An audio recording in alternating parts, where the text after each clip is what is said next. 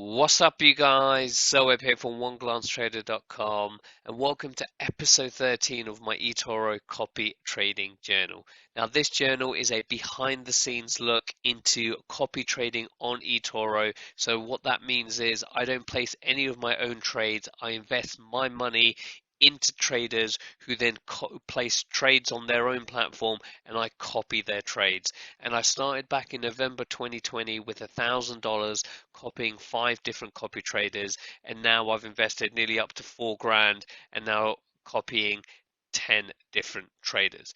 And you can find the playlist of that journey down below. Link is inside the description. So in this particular video, what we're going to be looking at is our May 2021 results. I am shooting this video on the 31st of May, but there is a bank holiday or public holiday in the UK and inside the US, so I don't expect to see huge fluctuations in my P&L between now and tomorrow when May officially closes. So we'll look at that. We'll look at where I am overall since I opened this account. We'll also be having a look at how my traders or my copy traders are doing individually in terms of their portfolio. So if you guys remember 2 weeks ago, back in mid-May, I shared in my video how I was doing for my results currently for May, and I've got the video up. You can check out that video down below if you want to look at the full playback of that. But you'll see here that for May, around halfway through May, I was 7.34% down in my P&L, which wasn't great. Yeah, we all knew the reasons: interest rates increasing to tackle inflation, therefore less money is inside growth stocks, where a lot of my copy traders are invested into, and they were taking all their money out and putting it all into bonds and all these different things. But as a lot has changed in the past 2 weeks, and we've seen a massive influx into tech, growth, EVs, all these kind of different kind of tech stocks and growth stocks that once were trading at all-time highs back in February before the market started to crash in that particular sector.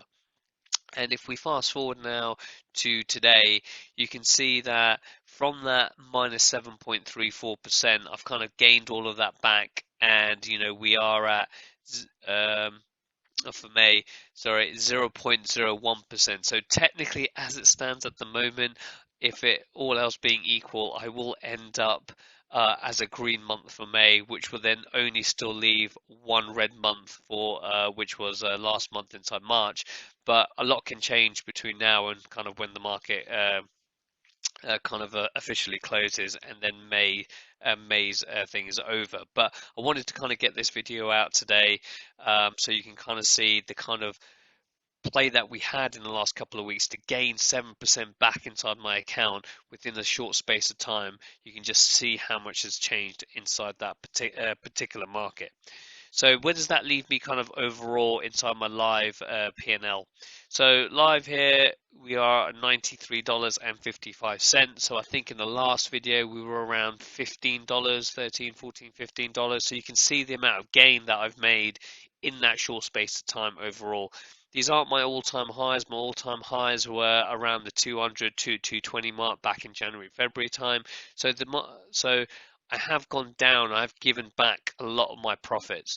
But if we go back to where we are, so again, since I've started this account, 2.24% in 2020, when I said I started back in November 2021 or 2020, sorry, and even year to date, 3.15%, even though I had those kind of challenges in March, April, and also May as well.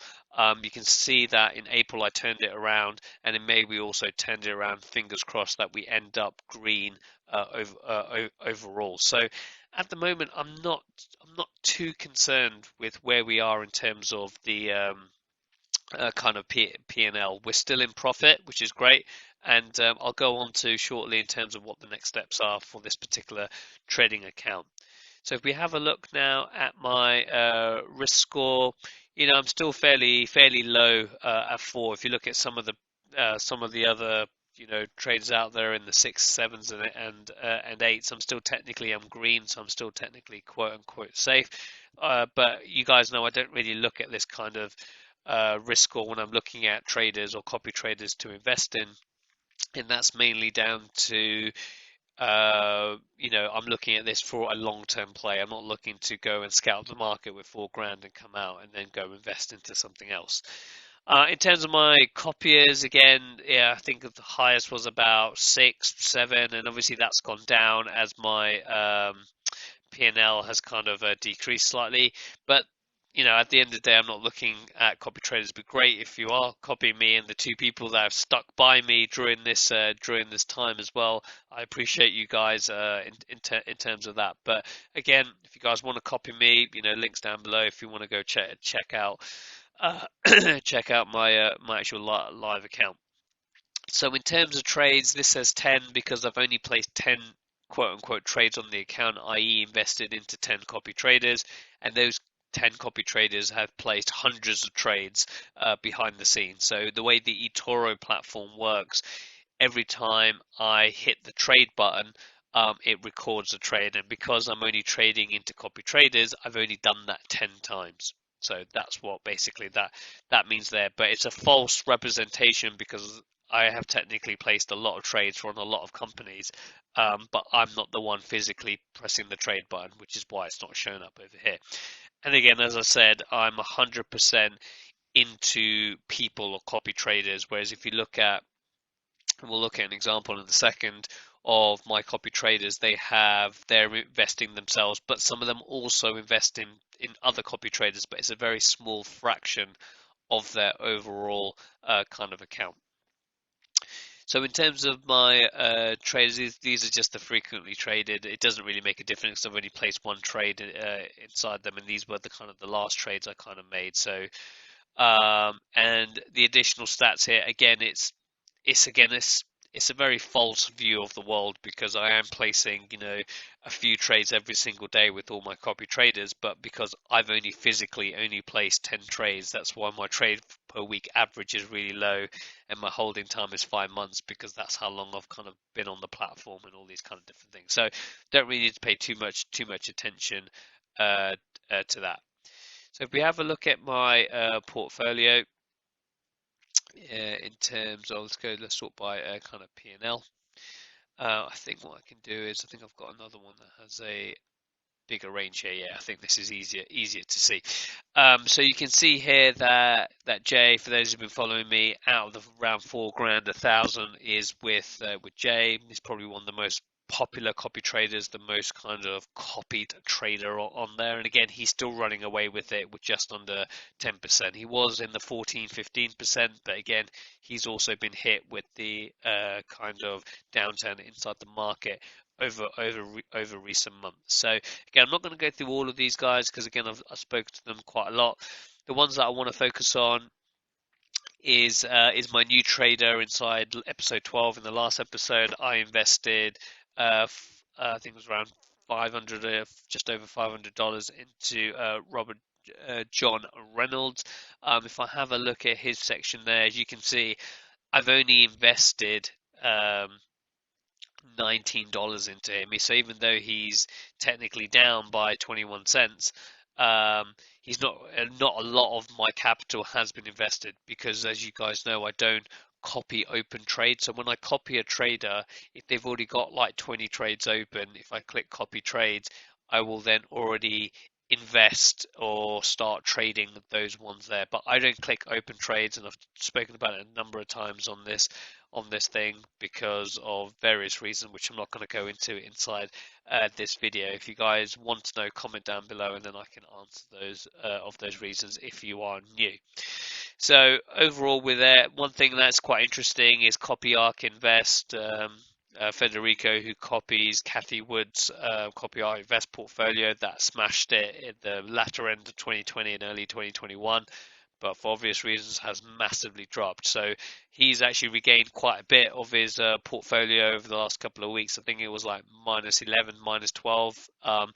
But also him retrieving back some of that has also again helped me as tech stocks and growth stocks has started to get more buyers into the market of this play here. So overall, I'm not too concerned with everything here. I'm quite happy with everyone I've invested in. I've got particular videos on each one of these individuals of my reasons why.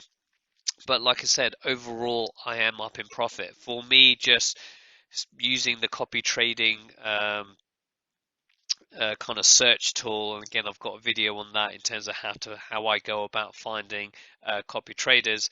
I use that search tool to kind of filter out who I think is good and to complement my different copy traders that I've got in my portfolio. So what's next? So what's next is that I'm going to let this account run again for another couple of weeks. Let's see how we get on, and hopefully inside the next video I'll be investing my next $500 into this, with either chopping up one of these guys or getting another copy trader on board. So depending on how the next couple of weeks goes, I will then show where I'm putting my next $500. So again, no change for the next couple of weeks, but again, I still want to keep investing because I know over the long term, when I look at the returns these guys have made, and again, if we just look at someone like Jay,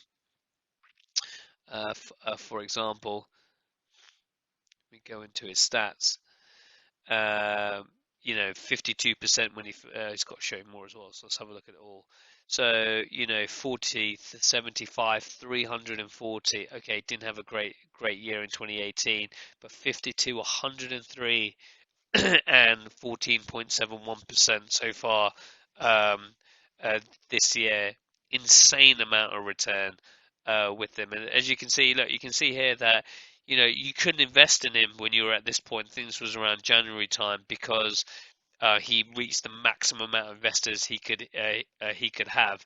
But you can see here as time went on, as his portfolio, or he started having not the best type of results.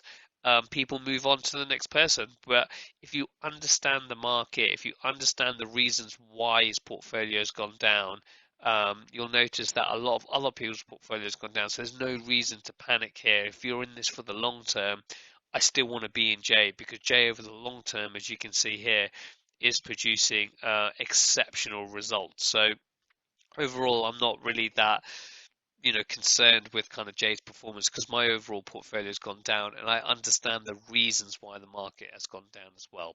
So I really hope you enjoyed this video. You've got the playlist now coming up now, as well as my how to find the best copy traders video as well. So check those two out, and I should see you guys in the next video.